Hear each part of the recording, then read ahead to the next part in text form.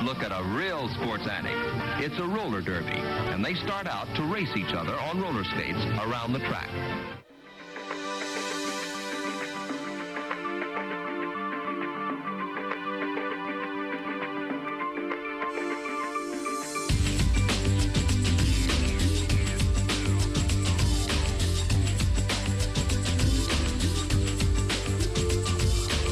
You know, as corny as this might sound, all that I really ever wanted to do was be a roller derby skater.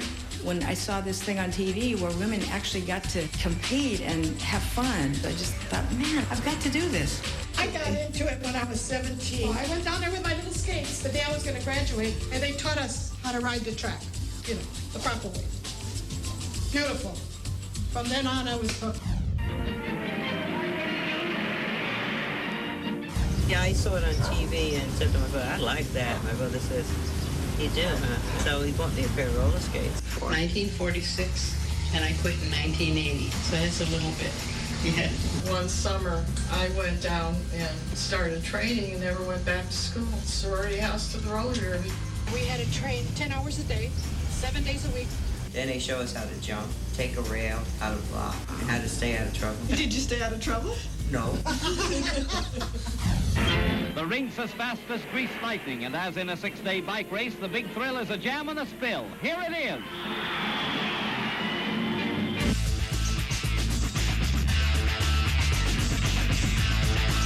Shoot the gun, that starts our game.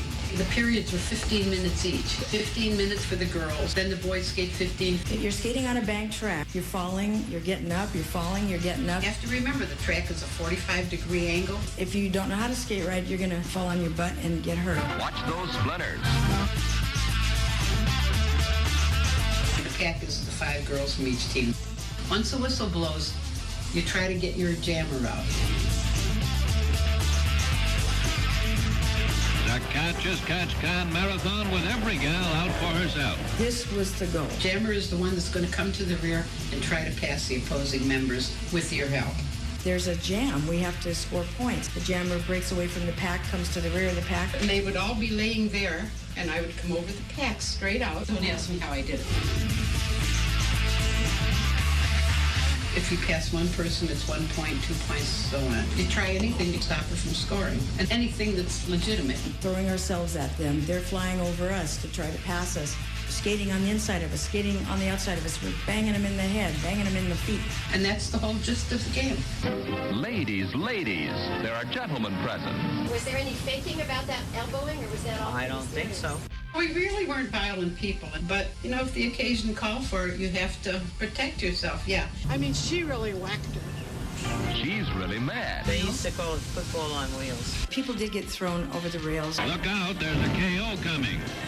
Time I took the rail and the rail came with me. I said, what?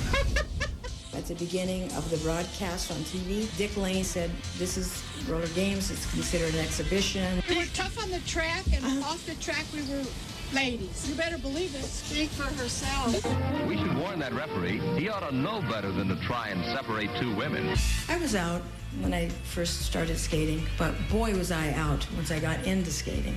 I don't know if I would have ever run across any lesbians if I hadn't joined the roller derby. Let's put it this way. My team, except one lady, was gay. Back in the late 60s and early 70s, homosexuality was starting to roar a little bit, and we weren't as in the closet as maybe they were in the early 50s. When I was skating, it wasn't that open. The 50s, it was. You had to be really, really careful. I was going with a girl, just doing what came naturally, and I didn't know gay from anything at the time. And she said, well, you know, just because we're doing this doesn't mean we're lesbians. When she left, I looked up the word lesbian to see what she was talking about. So I was a little naive, but that was before I joined the roller derby. It was a freedom that I hadn't experienced before. It was thrilling to be in an atmosphere where other people were out of the closet, didn't give a you know what, who knew it? I think I was in bed with you one night. Who knows? I don't know. It was very exciting because there was a place for all of us to go. We're talented, we're athletic. We need to have some place to express what we do well. Oh, what is this? That's one of your exes. I know. No. I don't even remember her. Are you kidding? It was unique. Here are women out there skating, competing against each other. It's broadcast on TV. Everybody thought Shirley was a butch, but she really was a fence. Doesn't matter who plays the role, let's go and get it done.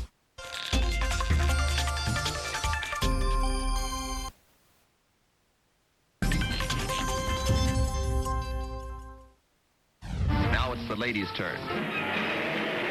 I started in Milwaukee, Wisconsin. My family threw me out of the house because in those days, good girls didn't leave home until you got married. My mother was always so afraid that I would be gay. I had an opportunity to go run track when I was in high school, but she wouldn't let me do it because it was unladylike. What I would have loved to have done is play in Little League and things like that, but they didn't have those things for little girls. My mother saw one game in Buffalo, and from that point on, she always tried to talk me out of skating and coming home.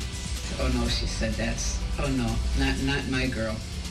She was always trying to have me real feminine. I was always, of course, fighting it because I like climbing trees better. And I liked hardware stores better than doll shops. At that time, certainly in this country, you didn't have a lot of women to turn to that were gay, certainly weren't out, but someone that you could model your behavior after.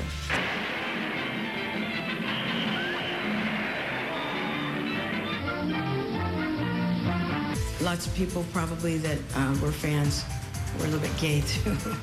Big burly women. And they liked the girls better than the guys. My biggest fan was Dusty Springfield. It was so exciting and thrilling and kind of like a guilty pleasure.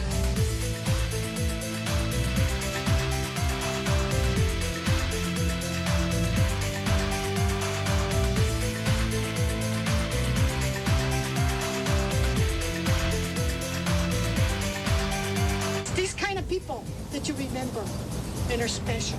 Fans. I remember it was a time when I had to make choices about whether I could still be a tomboy. I certainly didn't think about getting married and having kids and settling down. Right at that time in my life, and family and people were trying to turn me into something a little more acceptable, give me dance lessons instead of whatever it was I was interested in. When we were skating, we didn't realize our scope. The only other thing on TV that had any equal value was when Elvis Presley was on the Ed Sullivan Show. We knew that we beat Carol Burnett's ratings. Maybe that was just the end of having any kind of women role models doing anything, because after the roller derby, that was it, and we all started watching Miss America. We skated Madison Square Gardens. My picture is hanging up there right now. The agent for the Beatles called and said, why isn't the Beatles picture up there? And the director of the Gardens said that Miss Gardner appeared here more times than the Beatles could ever imagine. So that was that. Paris is seeing its dizziest sports carnival as an American team of feminine whirlwinds meets Europe's champ roller skating queen. We skated in Paris, London, I mean, you name it. Madrid, Valencia, Barcelona. The thing I love to do, skating, people I loved to skate with that were like me. At the same time, I got paid for what we loved doing. You couldn't ask for anything more. The man that took me was Billy Bogach. 20 or 30 years later, I said to him, Billy, whatever made you take me? I was falling all over. And he said, I like the way you kept getting up. I said, well, thanks for a great career. It was so much fun. I couldn't wait to get out and skate. But we were young, and it was all part of the game.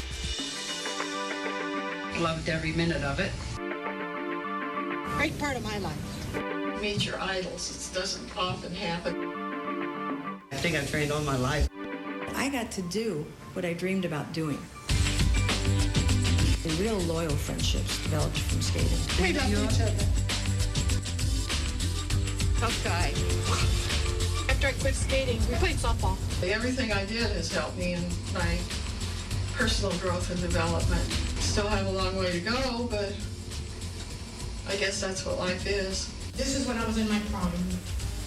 Very proud of this picture. Of course, I'm an old lady now, but that's when I was young and full of it. I don't regret anything. People ask me if you had it to do over again, what would you do? I would say the same thing. I would join the Derby and met the people I met and did all that stuff.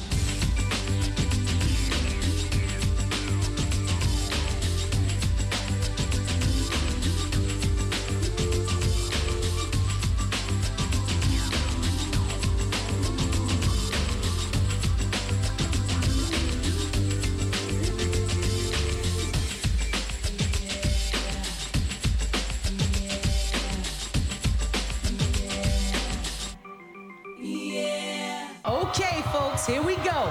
4 stages.